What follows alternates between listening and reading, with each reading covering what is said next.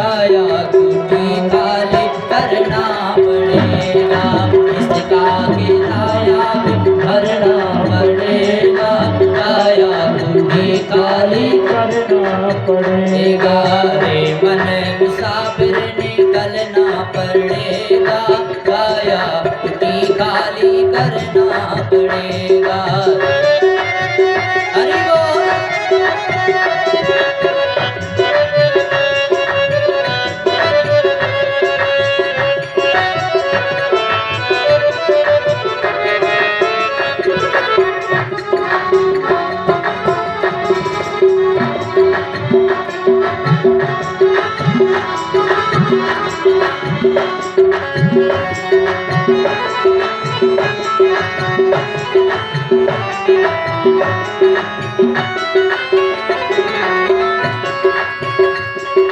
आएगा नोटिस जमानत न होगी, आएगा नोटिस जमानत न होगी।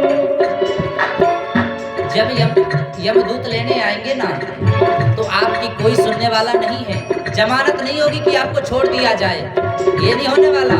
इसलिए आएगा नोटिस जमानत न होगी, आएगा नोटिस जमानत न होगी। पल्ले में कर कुछ अमानत न होगी, पल्ले में कर कुछ अमानत न होगी, पल्ले में कर कुछ अमानत न होगी, पल्ले में कर कुछ अमानत न होगी।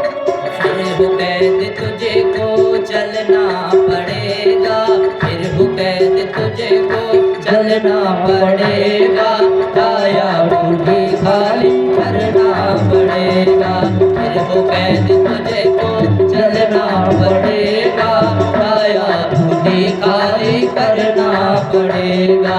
रे मन मुसाफिर निकलना पड़ेगा, काया टूटी खाली करना पड़ेगा। हरि बोल।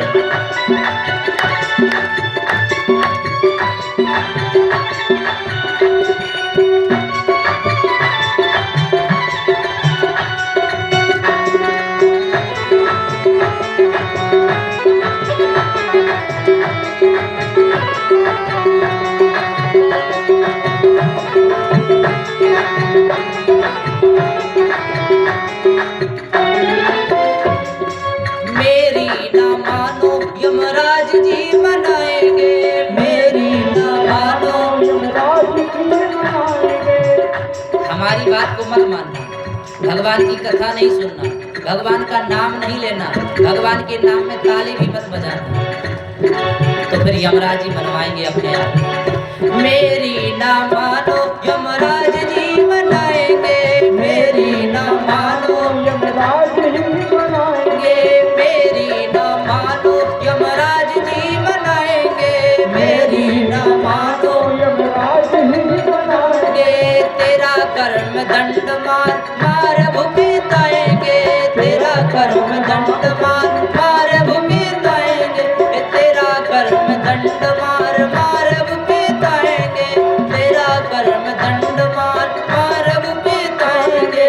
घोर नरक के बीच तुझको सहना पड़ेगा, घोर नरक के बीच तुझको सहना पड़ेगा, काया टूटी खाली करना पड़ेगा, मन मुसाफिर निकलना पड़ेगा, काया टूटी खाली करना पड़ेगा, खाली करना पड़ेगा, काया टूटी खाली करना पड़ेगा। रे मन मुसाफिर निकलना पड़ेगा, काया टूटी खाली करना पड़ेगा, काया टूटी खाली करना पड़ेगा, काया टूटी खाली करना पड़ेगा, काया टूटी खाली करना पड़ेगा, काया टूटी खाली करना पड़ेगा, काया टूटी खाली करना पड़ेगा।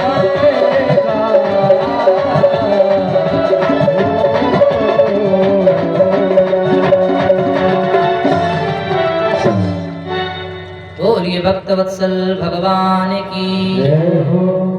रे मन मुसाफिर निकलना पड़ेगा, काया कुटी खाली करना पड़ेगा।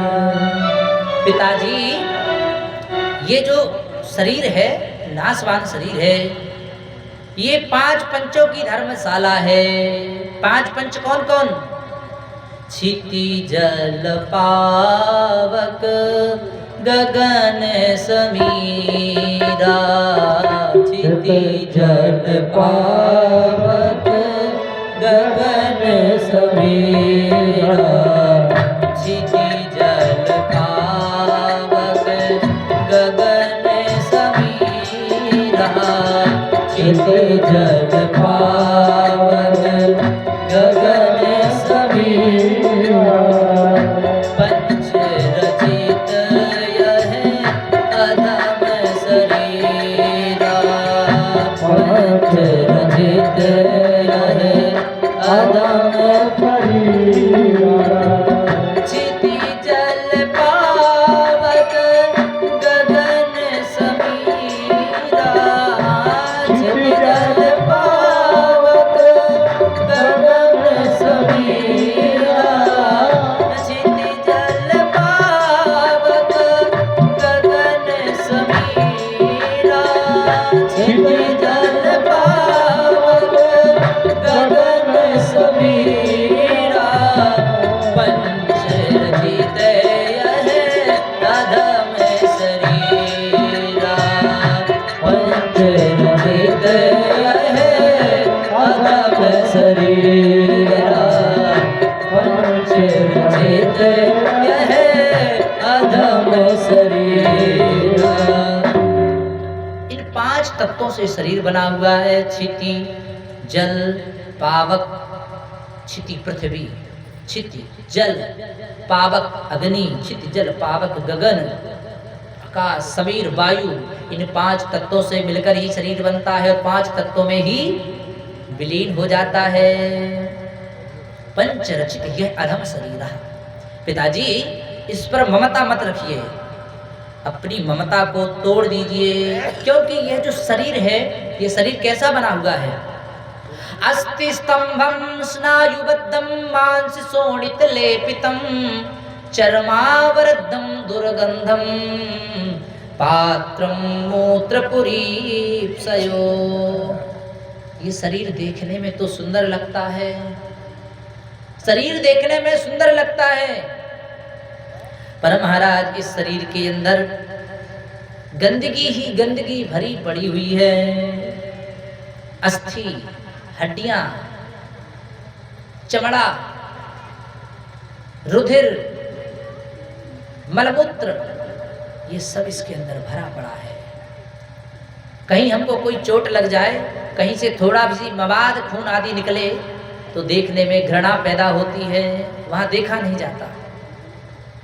पिताजी, ऐसे शरीर से क्या ममता करना? जाया सुतादिषु सदा ममता विमुंचो।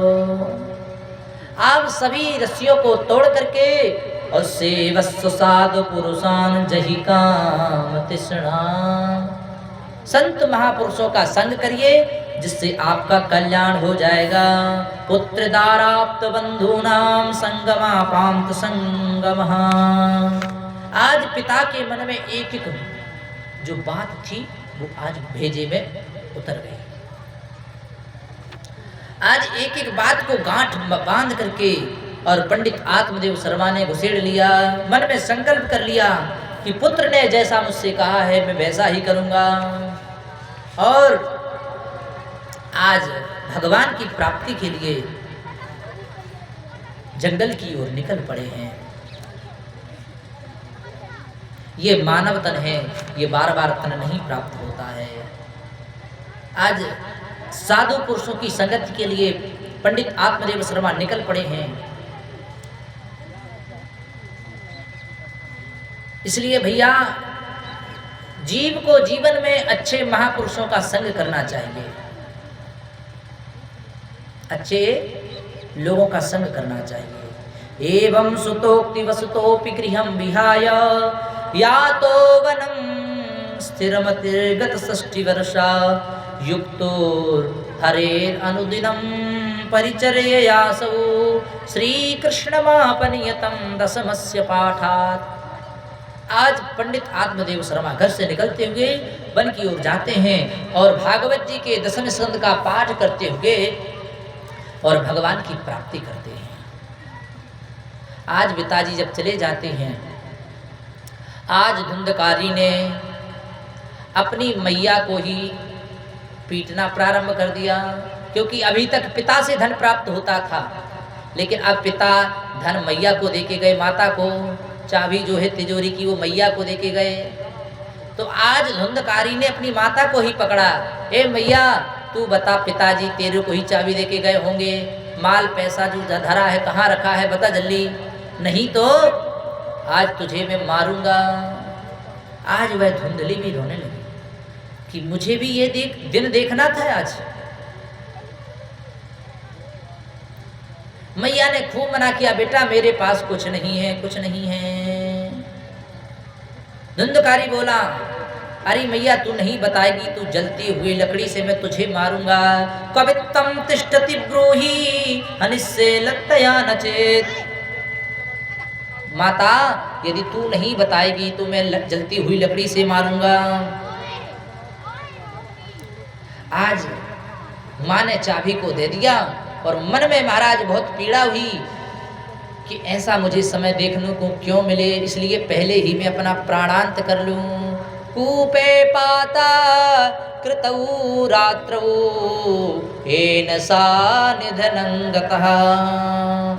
वह धुंधली मैया भी रात्रि में उठी और जाकर के एक अंधेरे कुएं में, अंधेरा कुआं देखा है ना जिसमें पानी आनी नहीं होता है, केवल कुछ नहीं झाड़ आड़ अंदर पैदा हो जाते हैं, कचरा ही कचरा भरा पड़ा होता है, प्रकाश नहीं जाता, ऐसे अंधे कुएं में जाकर के धुंधली ने अपने शरीर को उसी में पटक लिया और जैसे ही गिरी तुरंत ही प्राणांत हो गया उसका।